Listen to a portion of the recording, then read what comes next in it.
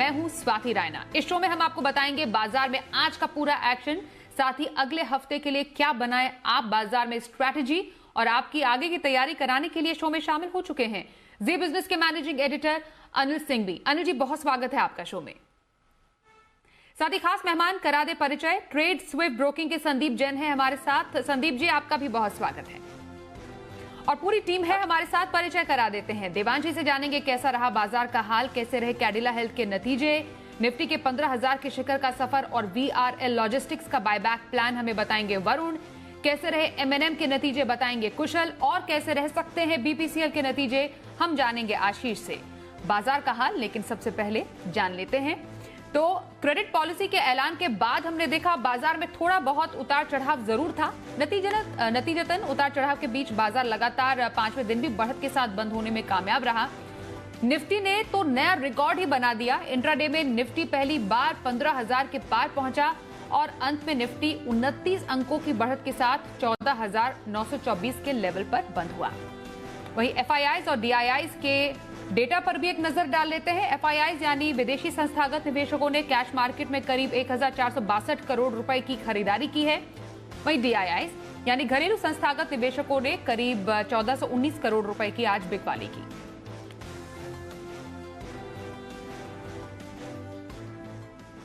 और editor stake के लिए अनिल जी का रुख कर लेते हैं। अनिल जी, बाजार तो हैरान कर रहा है, नई ऊंचाइयों पर नई ऊंचाइयां जो बाजार बना रहा है, और आज तो हमने देखा बैंक निफ्टी ने पूरे बाजार को संभाल ही लिया।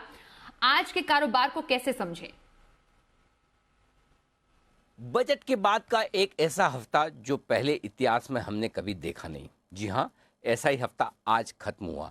लगातार 5 दिन भारतीय बाजारों ने तेजी की और रिकॉर्ड पे रिकॉर्ड बने, और आज ऐसे रिकॉर्ड बने जो पहले कभी हमने देखे नहीं। पहली बार इतिहास में निफ्टी 15,000 के पार निकला, सेंसेक्स 51,000 के पार निकला, और बैंक निफ्टी न सिर्फ 36,000 बल्कि 36,500 के भी पार निकला।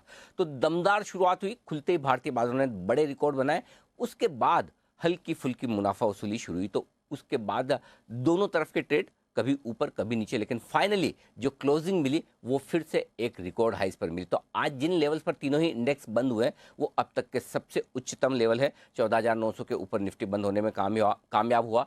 35,500 के ऊपर बैंक निफ्टी बंद होता हुआ नजर आया। तो अच्छी खासी तेजी के साथ क्लोजिंग होती दिखी। चौतरफा खरीदारी का माहौल था। सरकारी बैंक SBI के नेतृत्व में, SBI के शानदार दमदार रिजल्ट्स और जो अपग्रेड आए हैं SBI के बड़े दिग्गज ब्रोकरेजेस की तरफ से वो कमाल के हैं, और उसके दम पर SBI ने अकेले आज बाजार की तेजी को और सरकारी बैंकों की तेजी को लीड करने का काम किया। सरकारी कंपनियों में जबरदस्त एक्शन है। 1-2 दिनों की सुस्ती के बाद फार्मा शेयर जबरदस्त एक्शन में आता है। आज फिर से सारे फार्मा शेयरों में तगड़ी खरीदारी होती है। देखिए, डॉक्टर, सन, सिप्ला, डिवीज, आप जो नाम ले, औरोबिंदो, सब में दमदार तेजी बनती हुई दिखी। तो आज के सेशन की सबसे खास बात ये रही, एक तो 5 के 5 दिन बाजार मजबूती के साथ बंद हुए, और बजट के बाद के शायद ये सबसे बेहतरीन 5 ट्रेडिंग सेशन अब तक इतिहास में रहे होंगे। दूसरी बात, चौतरफा खरीदारी थी। तीसरी बात, ग्लोबल संकेत आपके लिए बढ़िया थे, और भारतीय बाजारों के बंद होने के वक्त डाउ फ्यूचर्स भी हरे निशान में ट्रेड करते हुए दिख रहे थे। मामूली सही लेकिन पॉजिटिव थे, और FIs की खरीदारी लगातार बरकरार है। तकनीकी तौर पर बाजार मजबूत है, और सेंटीमेंट तो पूछे ही मत। जब रोज लाइफ हाई बन रहे हो तो सेंटीमेंट तो मजबूत हो गई। इन सब के चलते भारतीय बाजारों में एक और दमदार एक्शन, एक और शानदार हफ्ता देखने को मिला। मूड माहौल पूरी तरह से बाजारों का पॉजिटिव है। बिल्कुल, तो हफ्ते का जो अंत हुआ है बहुत अच्छा हुआ है बाजार का, खासतौर पर बजट के हफ्ते में। अब अगले हफ्ते के क्या क्यूज होंगे समझेंगे आपसे अनिल जी। थोड़ी देर में आपके पास फिर से आते हैं, उससे पहले जरा आज जो बाजार में जबरदस्त एक्शन देखने को मिला, किन सेक्टर्स का सबसे ज्यादा योगदान था इसमें, ये समझते हैं। हमारी सहयोगी देवांशी का रुख कर लेते हैं। देवांशी, जरा बताएं आज खबरों के चलते किन सेक्टर्स में था सबसे ज्यादा एक्शन? हफ्ते के आखिरी दिन एक बार फिर रिकॉर्ड स्तर पर कारोबार जरूर होता हुआ दिखा। निफ्टी पर 15,000 के लेवल्स के पार आज कारोबार देखने मिला था, लेकिन उसके बाद हमने देखा सेकंड हाफ में थोड़ी सी मुनाफा वसूली आती हुई दिखी, और हमने देखा निफ्टी सपाट क्लोजिंग करते हुए दिखे। साथ ही निफ्टी बैंक की अगर बात करें तो SBI के चलते और सरकारी बैंक्स में जिस तरह से लगातार एक्शन बनता हुआ दिखा है, 300 पॉइंट से ज्यादा की मजबूती आती हुई दिखी है। इसके साथ ही आज आप देखिए जो स्टार परफॉर्मर्स थे वो सरकारी बैंक ही थे, उसमें भी जो टॉप परफॉर्मर था वो SBI था। नतीजों के बाद सारे ब्रोकिंग हाउसेस ने अपने टारगेट टारगेट्स बढ़ाए हैं और शानदार नतीजों के बाद करीब 13% तक की तेजी SBI ने दिखाई है। Indian bank, bank of India, bank of Baroda, ये सारे स्टॉक्स थे जहां पे आज हरे निशान के साथ ट्रेड होता हुआ दिखा और डबल डिजिट्स में भी आज ट्रेड होते हुए दिखे। फार्मा स्टॉक्स यहाँ पे भी आप देखिए नतीजों से पहले डीवीज लैब काफी मजबूत था, टोरेंट फार्मा में आज अच्छी तेजी होती हुई दिखी है, डॉक्टर रेड्डीज, लुपिन, ये सारे स्टॉक्स है जहां पे आज अच्छी खरीदारी आती हुई दिखी और अच्छे वॉल्यूम्स के साथ इन सारे स्टॉक्स में आज खरीदारी आई है। मेटल स्टॉक्स हमने देखा करीब 2 से 4% तक की तेजी आती हुई दिखी थी। Tata steel, Hind copper, SAIL, Jindal steel, ये कुछ स्टॉक्स थे जो कि हरे निशान में ट्रेड करते हुए दिखे और साथ ही स्टॉफ क्राफ्ट आज की नई लिस्टिंग, यहाँ पे भी हमने देखा अच्छे गेन्स, अच्छे प्रीमियम्स पर लिस्ट होती हुई दिखी। लाल निशान में क्या था, आप देखिए ज़्यादातर जो मिड कैप स्टॉक्स थे वो लाल निशान में आज ट्रेड करते हुए दिखे। इसके अलावा सेक्टर्स की अगर बात करें, ऑटो स्टॉक्स थे जो कि लाल निशान में ट्रेड करते हुए दिखे, TVS मोटर्स, अशोक लेलैंड, मारुति जैसे स्टॉक्स और साथ ही IT स्टॉक्स थे जिसमें आज मुनाफा वसूली आती हुई दिखी। कोफोज में आज सबसे ज़्यादा गिरावट थी, LTI, साथ ही माइंडट्री, विप्रो जैसे स्टॉक्स भी आज गिरावट के साथ ट्रेड करते हुए दिखे और साथ ही वायदा बाजार में भी आप देखिए बंधन bank, LIC housing finance, axis bank, L&T finance, ये कुछ स्टॉक्स थे जो कि वायदा बाजार में आज टॉप लूजर बनते हुए दिखे और इसके अलावा जो आपकी सुपर हिट कॉल्स की वजह से कमाई होती हुई दिखी। सबसे पहले अनिल जी ने आपको सुबह ही रिकमेंड किया था डीवीज लैब, आप डिलीवरी ले और यहाँ पे आपकी शानदार कमाई होती हुई दिखी। डॉक्टर रेड्डीज आपको सुमित जी ने रिकमेंड किया था, कोटक आपको सचिन जी ने रिकमेंड किया था और प्रिकॉल हिमांशु जी की रिकमेंडेशन थी। इन सारे स्टॉक्स में आज अच्छी कमाई होती हुई दिखी। तो इन ऑल आप देखिए 15,000 के लेवल्स के पार निफ्टी जाता हुआ दिखा, लेकिन उसके बाद मुनाफा वसूली आती हुई दिखी और कुछ मिड कैप स्टॉक्स थे जहाँ पे लाल निशान के साथ आज कारोबार होता हुआ दिखा है। बहुत शुक्रिया देवांशी, बाजार पर और ज्यादा जानकारी देने के लिए आपका। फिलहाल सीधे रुख कर देंगे हमारे आज के एक्सपर्ट संदीप जैन का। संदीप जी, पूरे हफ्ते को कैसे सम अप करेंगे? बहुत ही शानदार हफ्ता बाजार के लिए रहा है और मेजर इवेंट के बाद ये तेजी और भी ज्यादा बाजार के लिए इंपॉर्टेंट है और आने वाले दिनों के लिए क्या राय है आपकी? यस, बिल्कुल जबरदस्त बजट का हफ्ता था। जैसा कि अनिल जी कह रहे थे कि पिछले कोई भी बजट ऐसा याद नहीं कि इस तरीके से 5 दिन और इतना पॉजिटिव हफ्ता बंद हुआ है, तो इट वाज एक्सीलेंट। और दूसरी बात, आज जो क्रेडिट पॉलिसी थी वहां पे भी अकोमोडेटिव एंड बुलिश स्टांस देखने को मिला, सुनने को मिला। तो overall things are very positive. फिर ग्लोबल क्यूज भी अच्छे हैं, जिस तरीके से वैक्सीन की डिस्ट्रीब्यूशन को लेकर पॉजिटिव कुछ क्यूज आ रहे हैं या फिर वहां पे यूएस के भी स्टिमुलस को लेकर है, काफी लिक्विडिटी है सिस्टम में। तो ओवरऑल फार्मा स्टॉक्स अच्छा कर रहे हैं, PSUs अच्छा कर रहे थे। तो मुझे लगता है कि जो इंट्राडे पिक के तौर पे जो मैं फार्मा स्टॉक लाया हूँ वो है डॉक्टर रेड्डीज लैब। बहुत बढ़िया लगता है, मुझे लगता है कि मंडे के दिन इंट्राडे FNO के पिक के तौर पे इसको ले। 4800 रुपए के लगभग क्लोज हुआ है, 4750 का स्टॉप लॉस लगाए और 4890 और 4930 का टारगेट। दूसरा, कैश मार्केट का अगर इंट्राडे का स्टॉक देखें तो वो भी एक जिस तरीके से एग्री इनपुट्स के स्टॉक्स अच्छा कर रहे हैं, रैलिस और बहुत सारे स्टॉक्स हैं, GNFC, सबके रिजल्ट्स बहुत बढ़िया हैं। तो मुझे लगता है बेयर क्रॉप साइंस एक MNC कंपनी है, इस पे ध्यान देना चाहिए। ये स्टॉक ले, 5490 के लगभग बंद हुआ है, 5650 का टारगेट, पहला टारगेट 5730 का दूसरा और 5420 का स्टॉप लॉस। और third again pharma stock. Pharma पे मैं काफी बुलिश हूँ क्योंकि कल डीवीज के भी रिजल्ट्स है। तो मैं पहले डीवीज ला रहा था, बट डीवीज को हमारे चैनल में सारे दिग्गज एनालिस्ट ने या सब ने ही ऑलमोस्ट कंसेंसस बाय दे रखा है। तो ये स्टॉक तो चलना ही और चल भी रहा है। तो मैंने एक दूसरा स्टॉक लिया हूं इसीलिए, नेटको फार्मा, जो कि 911 के लगभग है और मुझे लगता है 990, 1030 और 850 का स्टॉप लॉस लगाए और पोजिशनल पिक के तौर पे नेटको फार्मा। तो एज यूजुअल संदीप जी की इंट्राडे 2 कॉल्स, डॉक्टर रेड्डीज में खरीदारी और यहाँ पर बायर क्रॉप साइंस में खरीदारी की सलाह दे रहे हैं और पोजिशनल व्यू एक और फार्मा स्टॉक नेटको फार्मा में करने की सलाह दे रहे हैं। संदीप जी से बातचीत हमारी जारी रहेगी। फिलहाल कुछ और बातचीत जरा अपने सहयोगियों से कर लेते हैं। तो आज हमने क्या खास देखा? आज हमने देखा निफ्टी ने तेजी का नया शिखर छुआ और निफ्टी पहली बार 15,000 के शिखर पर पहुंचने में कामयाब हुआ। 15,000 के शिखर तक निफ्टी के सफर पर जरा ज्यादा जानकारी लेते हैं और एक नजर डालते हैं। हमारे साथ हमारे सहयोगी है वरुण। वरुण, जरा बताएं निफ्टी एट 15,000 कैसा रहा है ये सफर? देखिए, आज निफ्टी ने 15,000 का लेवल छू के इतिहास रचा है, लेकिन इस इतिहास को रचने में निफ्टी को करीब 25-26 साल लग गए। 1995 में स्थापित होने के बाद अब जाके 2021 में 15,000 का लेवल निफ्टी ने छुआ है। लेकिन अगर आप इस जर्नी को ढाई हज़ार पॉइंट के अंतराल में देखेंगे तो 1000 से 2500 पहुंचने में निफ्टी को करीब 3600 दिन लग गए और 2005 में लेवल निफ्टी ने छुआ। इसके बाद 5000 को जो लेवल है 2007 में छुआ गया, लेकिन 5000 से 7500 जाने में निफ्टी को करीब 7 साल लग गए। 2014 में ये लेवल छुआ गया था और उसके बाद हर 2-3 साल के अंतराल में 2500 के आसपास की जो तेज़ी है वो निफ्टी 50 में देखने मिली। लेकिन इस बार जो तेज़ी देखने मिली है ये काफ़ी बेहतर है। क्यों? क्योंकि एक तो 12500 से 15000 का जो लेवल है महज 87 डेज में निफ्टी ने इस लेवल को छुआ है। सिर्फ यही नहीं, अगर आप देखेंगे तो पिछले मार्च में 7500 के लेवल पे हम पहुंच चुके थे, वहां से एक साल के अंदर ही निफ्टी जो है 2 गुना हो चुका है। और निफ्टी की इस जर्नी में जिन स्टॉक्स ने इसकी मदद की है उसमें टाटा मोटर्स है जिसमें 400% यानी कि 4 गुना हो चुका है ये स्टॉक। इसके अलावा इंडसइंड बैंक में 200% के आसपास की तेज़ी, हिंडाल्को, M&M, ग्रासिम जैसे स्टॉक्स में जम के खरीदारी देखने मिली। दिग्गजों में अगर आप देखें तो रिलायंस, TCS, HDFC बैंक, ये वो काउंटर्स थे जिसने निफ्टी 50 को 15000 का लेवल जो इसने आज छुआ है वहां तक पहुंचने में मदद की है। बहुत शुक्रिया वरुण, पूरी इस जानकारी देने के लिए और पूरे इस सफर को हम तक पहुंचाने के लिए निफ्टी के। आगे बढ़ते हैं, अब कुछ नतीजों की बात कर लेते हैं। M&M ने आज अपने दिसंबर तिमाही के नतीजे पेश किए। कैसे रहे ये नतीजे, जरा जानने के लिए सीधे चलते हैं हमारे सहयोगी कुशल गुप्ता के पास। कुशल, आपने कल M&M के नतीजों का अनुमान बताया था, नतीजे रहे कैसे?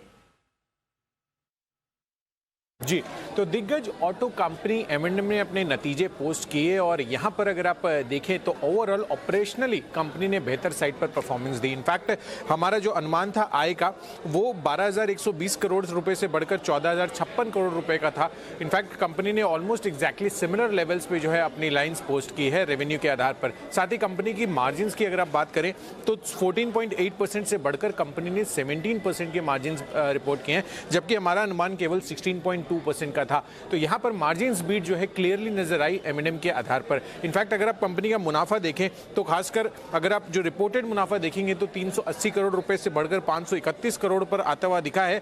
पर यहां पर अगर आप देखें तो 1214 करोड़ का एक मुश्त घाटा भी इन्होंने इंपेयरमेंट लॉस के आधार पर लेते हुए नजर आए हैं, जिस वजह से आपको मुनाफे में इतनी गिरावट देखने को मिली है। पर अगर आप एडजस्टेड बेसिस पर देखेंगे तो मुनाफा पिछले साल 980 करोड़ का था, उसके मुकाबले 1745 करोड़ का जो अगर आप एक्सेप्शनल आइटम एडजस्ट करके देखेंगे तो ये अमाउंट आता हुआ नजर आ रहा है और 78% की बढ़त जो है आपको एडजस्टेड बेसिस से मुनाफे में देखने को मिलेगी। साथ ही मैनेजमेंट ने यह भी कहा कि इस साल सांगयोंग की जो डील होने की उम्मीद थी वो अब नहीं है, तो कहीं ना कहीं ये एक नेगेटिव फैक्टर कंपनी के अगेंस्ट में जाता हुआ नजर आ रहा था। पर अगर आप नतीजों के लिहाज से देखेंगे तो ऑपरेशनली बेहतर साइड पर नंबर्स आते हुए दिखे हैं M&M के। बहुत शुक्रिया कुशल, M&M के नतीजों पर और ज्यादा जानकारी देने के लिए। क्विक रिएक्शन ले लेते हैं हमारे आज के एक्सपर्ट संदीप जैन से। संदीप जी, M&M क्या किया जाए? नहीं, बिल्कुल होल्ड करें। एक जबरदस्त आउट परफॉर्मर रहा है। जिस तरीके से एग्री इकोनॉमी को लेकर मैं काफी बुलिश हूँ। देखिए ट्रैक्टर्स की सेल्स जबरदस्त आ रही है, सबसे बड़ा प्लेयर और जबरदस्त कॉर्पोरेट है। और ठीक है, एक दो नेगेटिविटी थी सांगयोंग को लेकर था, बट मुझे लगता है जिस तरीके के मार्जिन्स जो बड़े हैं और जिस तरीके का परफॉर्मेंस है, मुझे लगता है आने वाले दिनों में बिल्कुल ये बहुत अच्छा और परफॉर्म करेगा। जिन्होंने ले रखा है वो होल्ड करेगा। तो M&M जिन्होंने ले रखा है उन्हें होल्ड करने की सलाह संदीप जैन की। आगे बढ़ते हैं, सोमवार को आएंगे BPCL के नतीजे, क्या कहता है अनुमान, समझते हैं हमारे सहयोगी आशीष से। आशीष बताएं। देखिए, कंपनी के नतीजे कमज़ोर देखने को मिलेंगे। तिमाही दर तिमाही अगर आप देखें तो कंपनी के कारोबार में रिकवरी तो आई है, जिसके चलते हम मान रहे हैं कि कंपनी का जो आय है उसमें आपको 24% का इजाफा देखने को मिलेगा। लेकिन क्रूड की कीमतों में जो इजाफा आया है वो पूरी तरीके से ग्राहकों को कंपनी ने पास ऑन नहीं किया, जिसके चलते इनके कामकाजी मुनाफे में अगर आप देखें तो 6.5% की गिरावट देखने को मिल सकती है और इनके मार्जिन्स 7.7% से घटकर करीब 5.8% रहेंगे। मुनाफे में करीब 10% की गिरावट देखने को मिल सकती है। करीब 2020 करोड़ के आसपास रहने का अनुमान है कंपनी का मुनाफा। लेकिन GRMs पर भी नजर रखनी होगी। $2.5 से लेकर $4 के आसपास GRMs एक्सपेक्टेड है। कुल मिलाकर देखा जाएगा तो नतीजे हल्के कमजोर नजर आएंगे। लेकिन निजीकरण को लेकर, प्राइवेटाइजेशन को लेकर मैनेजमेंट की कुछ कमेंट्री आती है तो बड़ा पॉजिटिव हो सकता है। लेकिन नतीजे अगर आप देखें तो कमजोर आएंगे।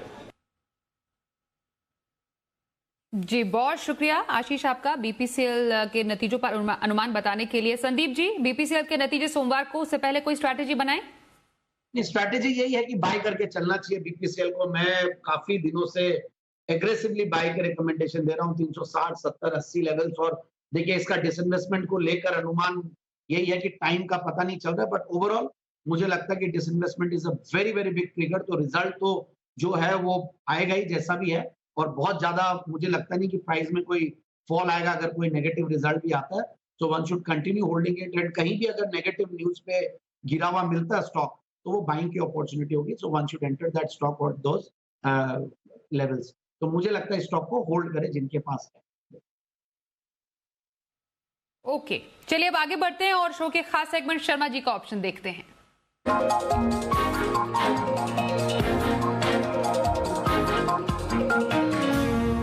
एचडीएफसी सिक्योरिटीज के वीके शर्मा हमारे साथ फोन लाइन पर है। सर, आपका एक बार फिर से स्वागत है। बहुत शुक्रिया आपका समय निकालने के लिए हमारे लिए। बताएं, अब सोमवार के लिए दर्शकों को कौन सा बम्पर कमाई का ऑप्शन बताएंगे?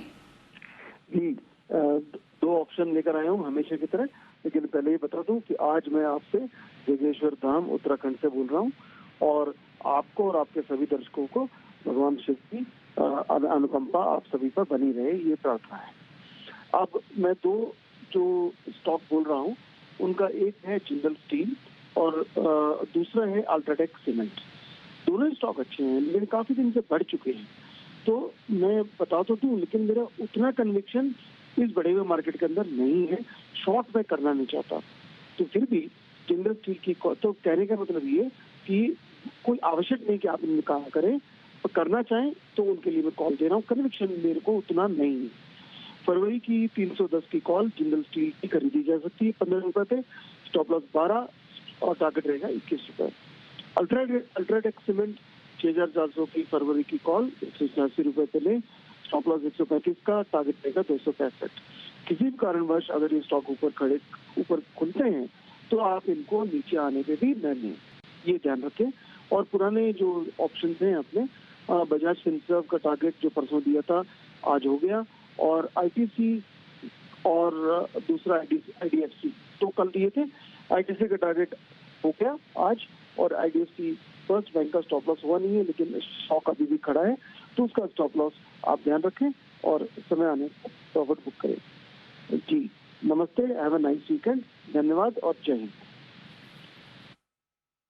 बहुत शुक्रिया शर्मा जी, ऑप्शन की स्ट्रैटेजी सोमवार के लिए बताने के लिए आपका। आइए अब जानते हैं सोमवार को बाजार पर क्या स्ट्रैटेजी बनाए। सीधे अनिल जी के पास चलेंगे। अनिल जी, अब नया हफ्ता सोमवार को बाजार के लिए अहम संकेत कौन से होंगे और निफ्टी बैंक निफ्टी के किन अहम लेवल्स पर नजर रखनी चाहिए? जहां तक सोमवार के बाजारों का सवाल है, उम्मीद पूरी आप कर सकते हैं कि मजबूत ट्रेडिंग सेशन होगा। एक बार फिर से 15,000 के पार जाने की कोशिश निफ्टी की, तो 36,000 के पार जाने की कोशिश बैंक निफ्टी की होगी, और सेंसेक्स भी 51,000 के पार निकलने की कोशिश करेगा, क्योंकि भारतीय बाजारों के बंद होने के वक्त डाउ फ्यूचर 100-125 पॉइंट मजबूती के साथ ट्रेड करते हुए दिख रहे थे, यानी कि अमेरिका में एक अच्छे मजबूत ट्रेडिंग सेशन की संभावना है। रिजल्ट बहुत दमदार आ रहे हैं। एसबीआई के बाद अब बैंकों के रिजल्ट से भी अच्छी उम्मीदें बन चुकी हैं। अगला हफ्ता फिर से रिजल्ट के लिहाज से बड़ा होगा। ढेर सारी दिग्गज और वायदा कारोबार की कई कंपनियों के नतीजे आपको आते हुए दिखेंगे, वहां पर फोकस होगा। फ्लोज मजबूत है, एफआईएस की खरीदारी है ही, ग्लोबल मार्केट्स मजबूत है, ट्रेंड स्ट्रांग है, सेंटीमेंट शानदार है, और बाजार की रेंज धीमे धीमे ऊपर की तरफ शिफ्ट होती हुई दिख रही है। तो अब कल के लिए आपको जो बाजार पर मजबूत सपोर्ट नजर आएगा वो है, सोमवार के लिए जो मजबूत सपोर्ट होगा वो 14,800 14,850 की रेंज में बाजार को मजबूत सपोर्ट होगा। एक बार फिर से 15,000 को पार करने के बाद 15,075 15,150 की तरफ बाजार बढ़ते हुए नजर आएंगे। बैंक निफ्टी का जहां तक सवाल है, 35,000 के आसपास बैंक निफ्टी अब मजबूत सपोर्ट लेगा, और ऊपर की तरफ 36,000 को पार करने के बाद 36,500 के आसपास जाने की कोशिश बैंक निफ्टी की भी हो सकती है। तो ओवरऑल मूड माहौल पॉजिटिव है, ट्रेंड पॉजिटिव है, और हर गिरावट में खरीदारी की स्ट्रेटेजी सही पड़ती हुई दिख रही है, और उसी के साथ बाजार में अब भी बने रहना चाहिए। दिग्गजों के अलावा मिड कैप और स्मॉल कैप शेयरों के नाम रहेगा अगला हफ्ता, वहां पर एक्शन भरपूर होगा, वहीं पर मौके ट्रेडर्स के लिए ज्यादा भी होंगे। बहुत शुक्रिया आपका अनिल जी, सोमवार के लिए स्ट्रैटेजी बताने के लिए और शो में शामिल होने के लिए। आगे बढ़ते हैं और सोमवार के ऑप्शन की स्ट्रैटेजी जरा समझते हैं कोटक सिक्योरिटीज के श्रीकांत चौहान से। श्रीकांत जी, बहुत स्वागत है आपका शो में। कौन सी ऑप्शन की स्ट्रैटेजी बताएंगे सोमवार के लिए? धन्यवाद।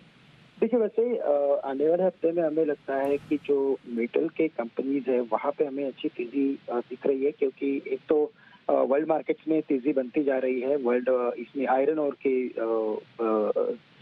कमोडिटी में, और इसी वजह से हमें लगता है कि जितने भी स्टील के स्टॉक्स है उसमें तेजी देखने मिलेगी।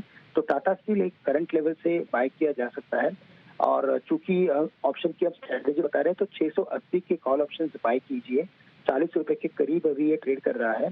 20 रुपए का हमें इसमें स्टॉप लॉस रखना है और टारगेट हम यहाँ पे रखेंगे 75 रुपए के। तो टाटा स्टील के 680 के कॉल ऑप्शन खरीदने की राय रहेगी। बहुत शुक्रिया श्रीकांत जी, सोमवार के लिए ऑप्शन स्ट्रैटेजी बताने के लिए। शो के अंत में अब संदीप जी आपसे समझेंगे, लॉन्ग टर्म स्ट्रैटेजी किसी को रखनी हो तो आज आप कहां पर सजेस्ट करेंगे? बिल्कुल एक जबरदस्त टायर कंपनी है और आप देखिए जिस तरीके से टायर स्टॉक्स रॉक कर रहे हैं। जेके टायर से शुरू हुई थी कहानी और अपोलो टायर भी 10-10% चले हैं और जबरदस्त परफॉर्मेंस है सारे टायर स्टॉक्स का in terms of numbers also और in terms of stock performance also, price performance. Auto ancillary stocks के रिजल्ट्स बहुत अच्छे आ रहे हैं, ऑटो नंबर्स अच्छे आ रहे हैं। फिर इसके भी रिजल्ट मुझे लगता है कि बहुत अच्छे आने चाहिए गुडियर टायर के। और गुडियर टायर देखिए आप 90-year-old कंपनी इंडिया में और one of the oldest and largest tyre companies in the world, एक एमएनसी कंपनी है। और सबसे इंपॉर्टेंटली इस कंपनी का प्रेजेंस है फार्म इक्विपमेंट्स में, मतलब कि ट्रैक्टर टायर्स में और कमर्शियल व्हीकल्स में, जहां पे बहुत अच्छा खासा माहौल बना हुआ है। So I am very bullish on the stock. मैं देख रहा था सितंबर का 2019 का क्वार्टरली रिजल्ट जहां पे 38 करोड़ का पैट था, उसके सामने सितंबर 2020 में जो कि बहुत ज्यादा पॉजिटिव माहौल नहीं था उस टाइम पे, फिर भी 49 करोड़ का पैट था। तो ओवरऑल बहुत ही क्वालिटी कंपनी है। प्रोमोटर की होल्डिंग बहुत स्ट्रॉन्ग है, 74%। एफआईआईज डीआईआईज करीब 10-11% होल्ड करते हैं। फिर डिविडेंड यील्ड करीब 8% का था लास्ट ईयर। तो I am very very bullish. Zero debt company है, बोलने की जरूरत ही नहीं होती, एमएनसी क्वालिटी स्टॉक है। तो बिल्कुल अच्छा खासा करेक्टेड लेवल्स पे भी है। डाउन साइड रिस्क बहुत कम लगती है मुझे और यहाँ से आप मान लीजिए डाउन साइड रिस्क 100-150 रुपए की होगी और अपसाइड मुझे लगता है 1150 से 1200 आने वाले दिनों में दिखाएगा। तो बेसिकली 1150 के टारगेट के लिए आने वाले 3 से 6 महीने के लिए इस स्टॉक को बिल्कुल खरीदें। बहुत शुक्रिया आपका संदीप जी, आप शो में हमारे साथ शामिल हुए आज। और हमारे तमाम सहयोगियों का भी शुक्रिया हम तक एक्सक्लूसिव खबर और रिसर्च पहुंचाने के लिए। तो शो में आज के लिए बस इतना ही।